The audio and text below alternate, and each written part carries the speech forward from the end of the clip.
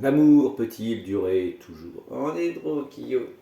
Alors, en bon philosophe, on va analyser le terme, parce qu'en français, aimer, ça veut dire un peu tout et n'importe quoi.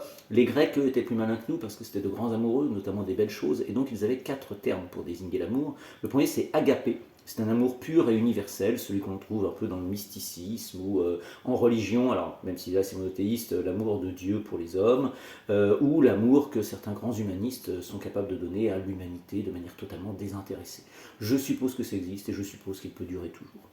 Le deuxième, à contrario, c'est Eros. Alors là, c'est très incarné. C'est l'amour physique, hein, du mot érotique. C'est l'amour.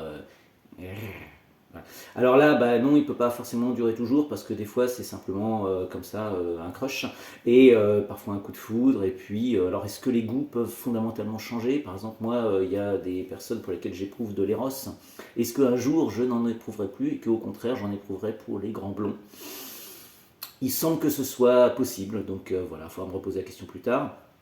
Strogé, c'est l'amour familial ou l'amitié. Donc là, c'est un amour incarné, hein, mais qui n'est pas. Alors ça, c'est pareil, ça ne peut pas durer forcément toujours parce qu'il y a des familles qui se déchirent, il y a des parents qui ne voient plus leurs enfants, il y a des amitiés de 30 ans qui explosent, bref. C'est fragile tout ça, c'est peut-être aussi du don et du contre-don finalement, un calcul d'intérêt plus ou moins inavoué ou inconscient. Et puis Philine, qui a donné la belle matière, la philosophie, l'amour de la sagesse, c'est un amour bienveillant, physique éventuellement comme si c'est du sport, ou intellectualisé si c'est la poésie, la musique, la philosophie, la science, un centre d'intérêt très vif qui donne un sens, un intérêt à notre existence. Donc là, c'est pareil. Est-ce qu'un jour je n'aimerai plus la philosophie? Est-ce qu'un jour quelqu'un qui a épris de poésie pourrait cesser d'aimer ce centre d'intérêt? Je ne sais pas, sans doute aussi parce que on change et le moi n'est pas le même tout au cours du temps.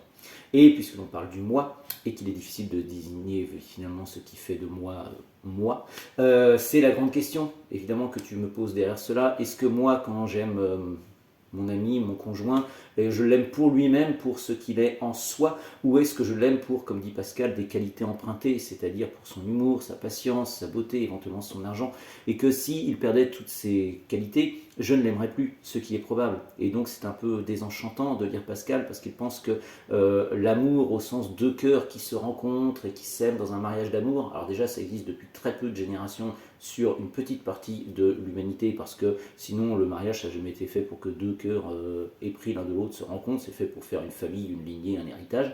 Mais heureusement aujourd'hui il y a des mariages d'amour, mais c'est un beau pari, parce que si on te prouvait par A plus B, par un algorithme, que tu serais heureux avec l'autre, il n'y aurait aucun mérite. Il n'y a aucun mérite à parier sur le fait que 2 fassent 4 ou que la Terre soit ronde.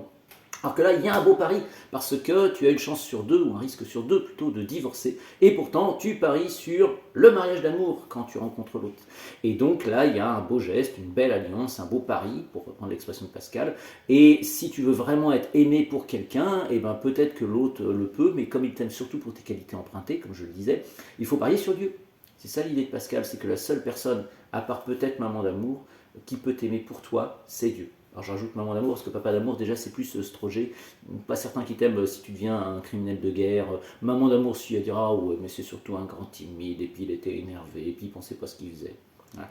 La seule personne qui peut t'aimer avec tous tes défauts et pour toi-même, c'est Dieu. Donc autant parier sur Dieu si tu veux un amour inconditionnel qui durera toujours.